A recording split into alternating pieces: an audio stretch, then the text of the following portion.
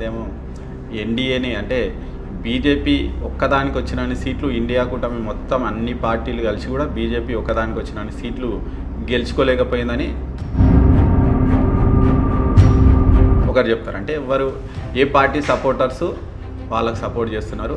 సరే, ఇక్కడ ఎవరు అవునన్నా కాదన్నా ఏమనుకున్నా కానీ మోడీ హ్యాట్రిక్ పిఎం అయ్యేది మాత్రం ఖాయం అయిపోయింది. ఆయన ఇంకా 2 రోజులలో ప్రమాణ స్వీకారం కూడా చేయబోతున్నారు. అందులో ఎవరికి డౌట్ లేదు.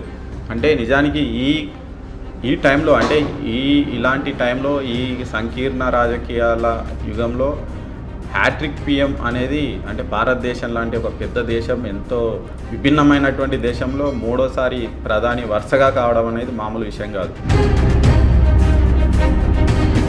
ఎందుకంటే మనం కొన్ని రాష్ట్రాల్లోనే చూస్తున్నాము. ఉదాహరణకు మనం తెలుగు రాష్ట్రాల్లోనే చూడండి, స్టేట్ డివైడ్ అయిన తర్వాత 2 సార్లు కేసీఆర్ సీఎం అయిండు, 3వసారి కూడా అయితా అనుకున్నాడు. అంటే అన్నీ చేసినా, నేను కరెంట్ ఇచ్చిన, ప్రాజెక్టులు కట్టిన, రైతు బంధు ఇచ్చిన, రైతు భరోసా ఇచ్చిన, దళిత బంధు ఇచ్చిన, దీంతోపాటు అభివృద్ధి చేసిన, ఐటీని ఎంతో డెవలప్ చేసిన, కానీ అంటే ఆయనకు చెప్పుకోనికే 1,00,000 కారణాలు ఉన్నాయి. అయినప్పటికీ అనూహ్యంగా ఆయన ఓడిపోయాడు.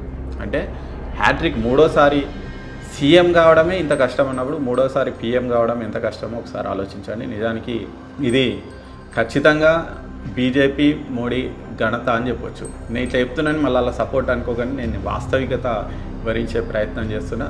అదే టైంలో ఇక్కడ ఇండియా కూటమి చాలా గట్టి పోటీ అయితే ఇచ్చింది. ఖచ్చితంగా మోడీకి ముచ్చెమటలు అయితే పట్టించింది. అంటే దాదాపు గెలిచినంత పని చేసింది, కానీ గెలవలేదు.